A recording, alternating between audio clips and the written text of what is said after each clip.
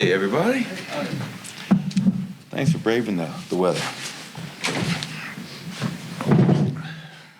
Michael, now that we have a few days or maybe a week plus since the series, how do you reflect back on that first round battle against Golden State? Yeah, I mean, I had the flu right after the series. I haven't reflected a whole lot. Serious? Yeah. But as I reflect on the series, obviously wish we were still playing. Our inability to close out Game 3 was crucial. Obviously, Game 5, we gave ourselves a chance, which is all you can ask for on the road against a very good team that is obviously has so much playoff experience. But again, your competitive juices are still flowing, and you're watching them play Memphis. And you think if a couple of things would have gone our way, if we did a couple of things differently, maybe we could have extended that series, and who knows what happens. I really felt we were going to come home for a Game 6 here, and I thought about what the environment, atmosphere would have been like, and how impactful that could have been for young guys like a Bones Highland, just to the more he experiences that, as well as other players. So, still disappointed, but extremely proud of our guys for not being a team that was just going to roll over, give in, and kind of let go of the rope. But losing, as I said after the game, losing sucks. And when the season comes to an abrupt end like that, it's always hard, individually and collectively. What does the offseason look like from a basketball perspective? I assume you guys have a few IPAs in your future, but basketball-wise, what does it look like? How do you divide that workload amongst your staff? Yeah, obviously, we have a first-round pick, so, part of it is getting ready for the draft. I think this is a huge offseason. I really do. For me, being here 7 years, and we've done a lot of really good things, 4 years in the playoffs, 48 wins this year, all that. But I think this might be the biggest offseason, at least for me and my perspective, since I've been here. My mindset is everybody wants to just say, well, it's just Michael and Jamal coming back healthy. I think that's a starting block, but it doesn't end there. We have a window, and I think windows are only open so long. We have a 27-year-old phenom who will hopefully soon be named a back-to-back MVP. We have to capitalize while we have a special player in Nikola, and do everything that we can as an organization, and I know we will, to put the best players around him, to give ourselves the best chance to win a world championship. That is what motivates Stan and Josh Kroenke. That is what motivates Tim Connelly and Calvin Booth. That is what motivates me, is finding a way to put the best team together next season, moving forward, to try to win a championship. So we have the draft coming up in the next couple of months. You have Summer League, which I think will be a really important Summer League. You have free agency, you have trades, you have all that. But I always tell our players they have to come back better players. We, as a coaching staff, have to come back improved and find ways to help this team.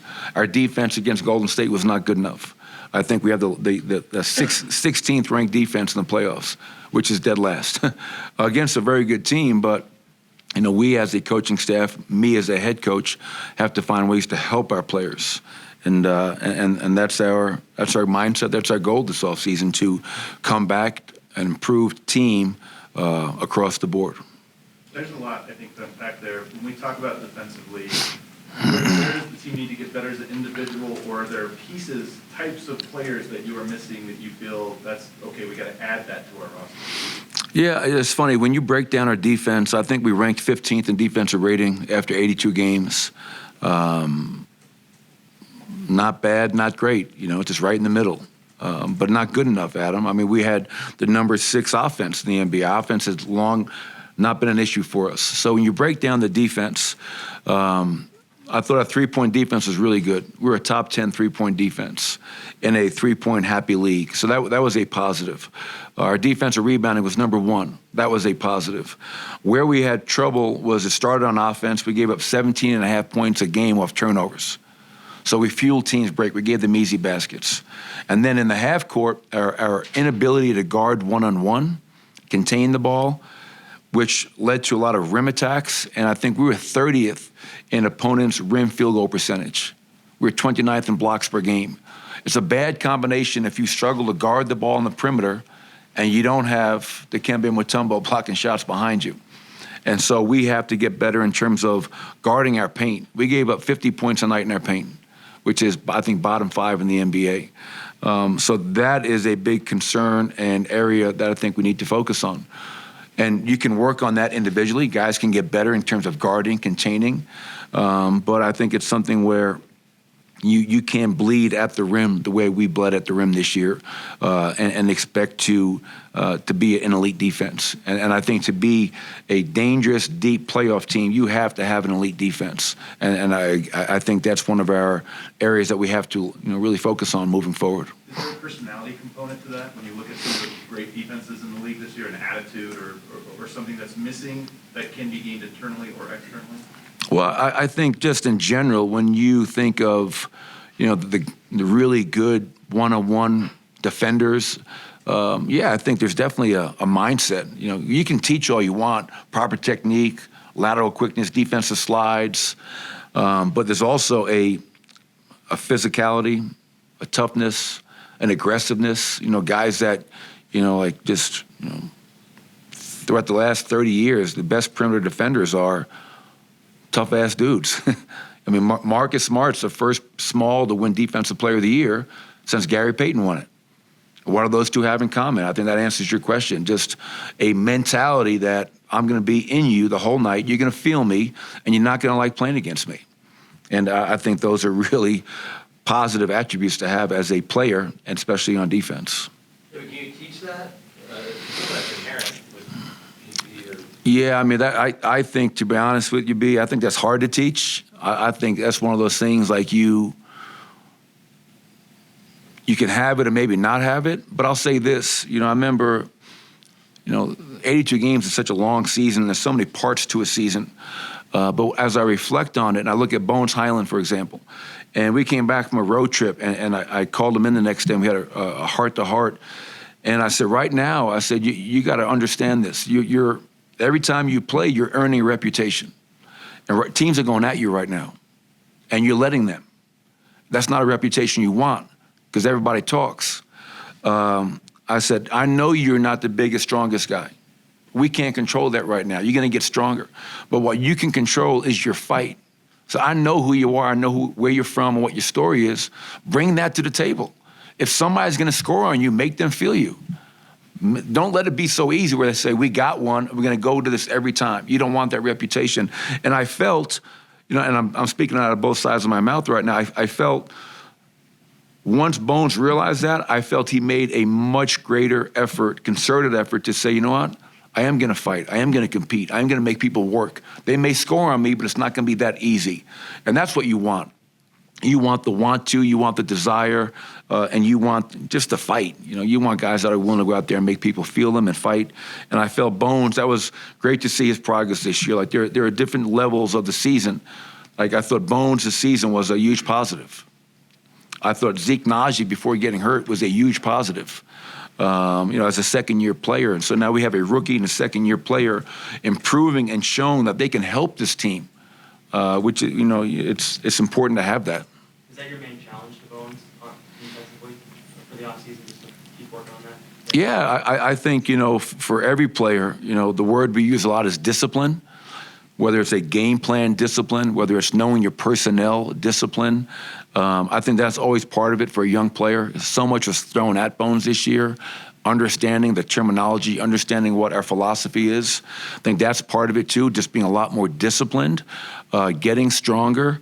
And yes, he can light the scoreboard up, and he gets the crowd going and he gets going. But I think for Bones, it's being better on defense, and which is a goal for all of our players, not just Bones Highland.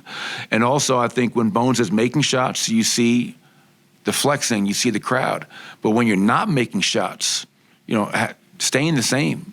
You can't be a guy that when you're making shots, everything is great, and when you miss shots, you drop your head and you're jogging back on defense. Handling adversity, because the ball is going to go in some nights, other nights it's not going to go in. But the effort you give cannot be up and down. And I'm not saying it was like that all season, but just a young kid learning to handle adversity on the court, I think that's going to help him. And it got better as the season went along. When you talk about that molded player, tough-ass dudes on the perimeter, do you feel like you have those guys on the roster already? Do any fit that mold, or is that something that needs to be done this summer?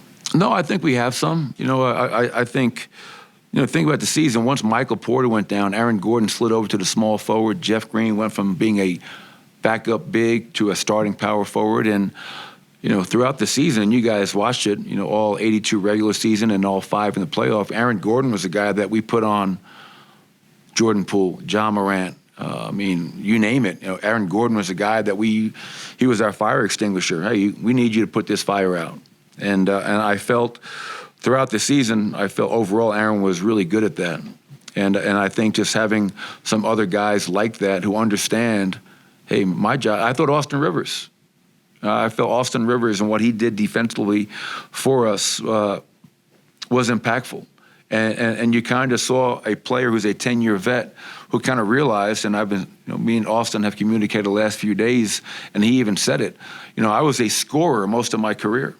For this team, I realized my job here is not to worry about shots and scoring. It is to guard the other team's best player and bring that defense, bring that mindset to the game every night. And I think once you saw Austin kind of realize that, the buy-in, the commitment, he had a real positive impact on that second unit. And, that was great to see. Do you advocate for bringing him back this summer? I realize it's a few weeks down, but do you talk to Tim McCall and say, this dude had a huge impact on our defense? Yeah, we're going to get together and have a lot of, I think, really in-depth conversations about the entire roster, all the different scenarios, moving forward to figure out, what's the best avenue of building our best team.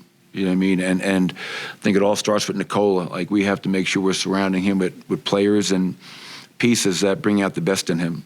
But, Austin's 2 years here, I think, they kind of speak for themselves.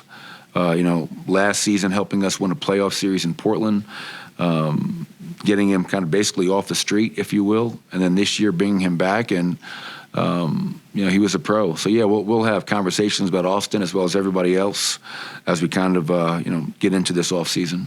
Was there a stretch, Coach, or a juncture in the season where you saw the defense fall off, especially the perimeter defense, or was it just always there? Great question, Vic.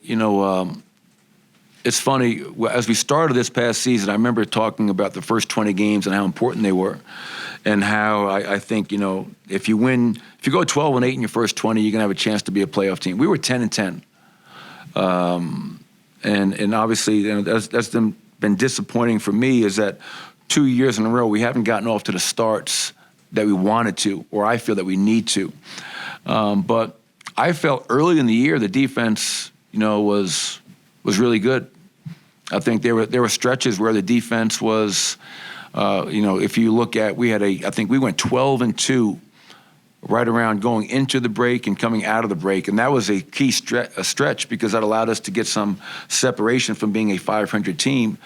So I do feel the defense was solid at times, but wasn't consistent enough. So I can't say that for 82 games our defense was poor. I never felt that. Because I was constantly looking at the last 5, last 10, month by month. Hey, the defense was good, and then it would just bottom out. The drop that we would have at times was quite remarkable. So you need consistency to be an elite defensive team. We did not have that. And what made that hard? Yeah, obviously Zeke Naji was a very good defensive player for us. P.J. Dozier was a really important piece I don't think people realize. And when you lose a Michael, a P.J., a Vlatko, a Zeke, we had smalls and we had bigs. We didn't have many wings. And that was it was just the nature, of the beast. And that's where D. Reed came in and I thought, kind of helped. He's not a wing, if you will, but he gave us some size. He was like a P.J. Dozier for us. So, but that's our challenge next year, Vic, is finding a way it can't be peaks and valleys. It has to be a lot more consistent on that defensive end. Michael, what are going to be your expectations for Jamal and Michael Porter just coming into next year? Yeah, just take it slow. Not expecting bubble Jamal Murray, not expecting peak Michael Porter right away. It's obviously there's really important offseason for both those guys, and they weren't able to play this year, and that was obviously tough for a lot of people to understand and embrace. But they just weren't ready, and that's really all there was to it. There was never any pressure on those guys, and Jamal, I felt was close at times and just wasn't meant to be. Michael was ramping up. I was just speaking to him upstairs, and I felt, man, Michael's going to play this year. Then he had a setback. So, those are the breaks. But going into next season, Harrison, I think tempered excitement. And as the season goes along, I think they're going to get more and more comfortable. They're going to get their rhythm back, their confidence back, and then they're going to get back to their old selves. But that's not going to be the case come October or whatever when the first game comes around. It's we're going to have patience with those two. Coach, kind of bigger picture, you mentioned 7 years for you and the Crocs. When they obviously just won a Super Bowl, their hockey team is poised to make a deep run.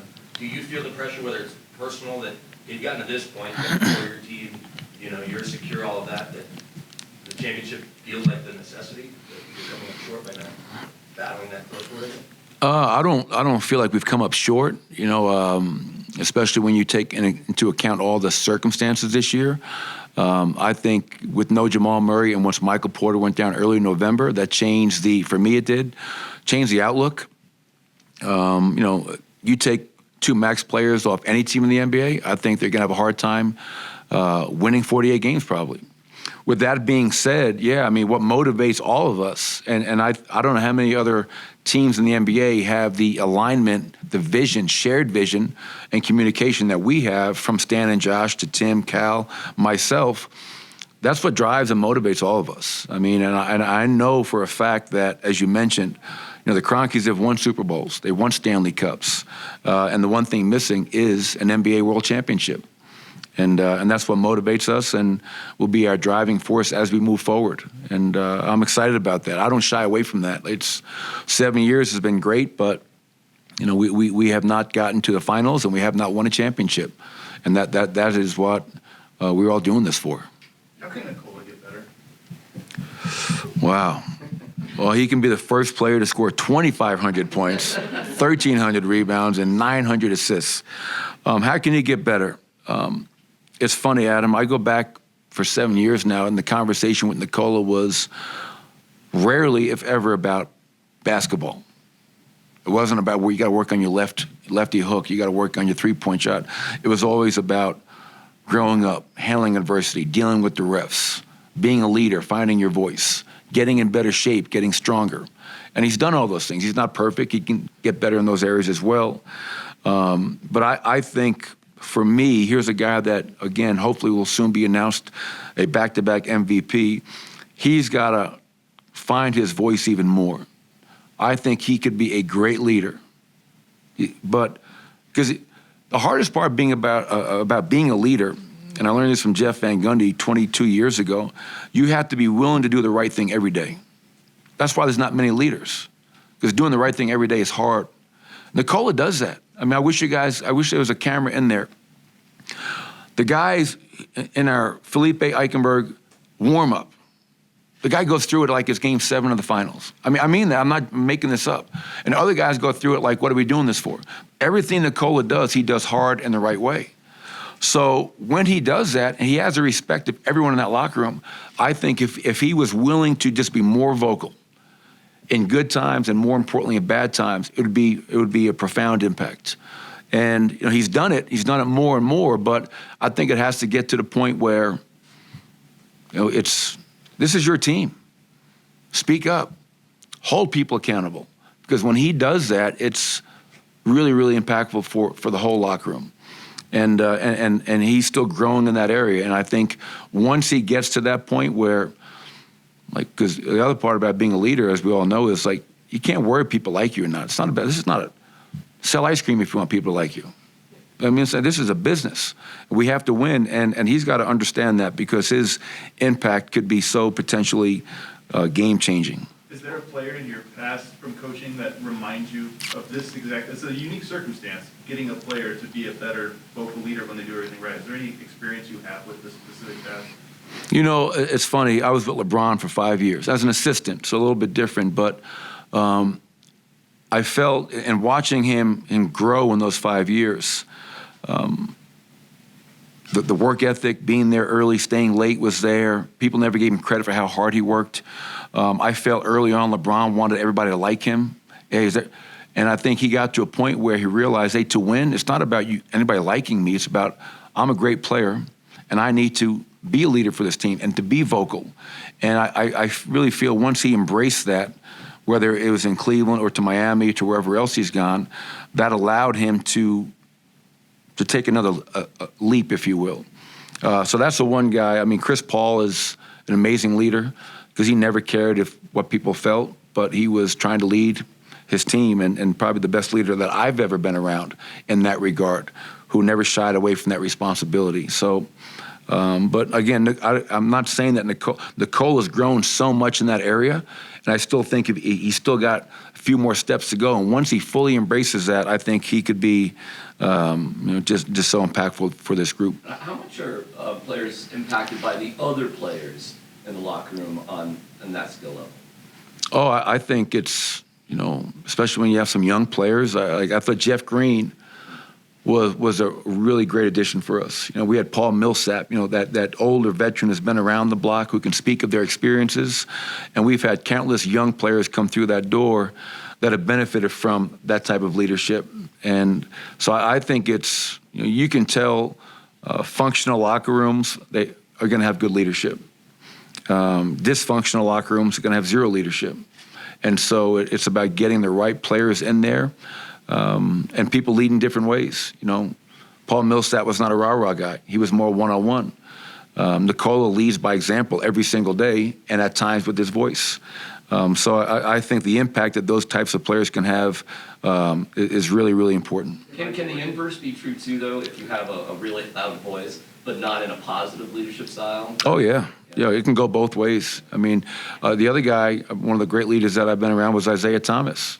And even when he was here, the guys that were around this team at that time, but Isaiah was taken out of the rotation, and he was pissed about it, but he still did his job as a leader. He was still working with Monte Morris and Jamal Murray every day in their ear because he had been an all-star. He had been in the big playoff games. So, but yes, you could have a negative leader in there who's dividing a team, and you never want that. That can divide a locker room in a hurry. Two more, Katie and Harrison.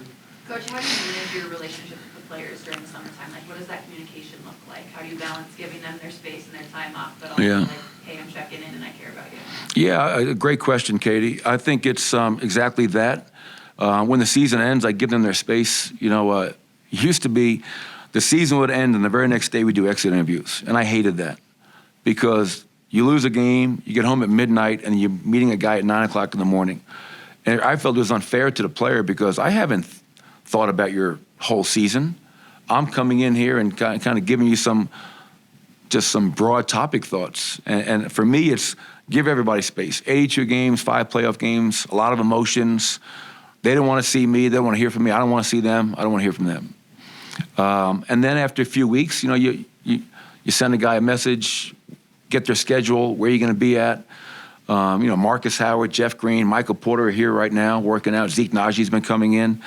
And then you find time to connect with each player individually and to kind of have that conversation, on the season after they've had time to reflect, as well as myself. And then you talk about the season.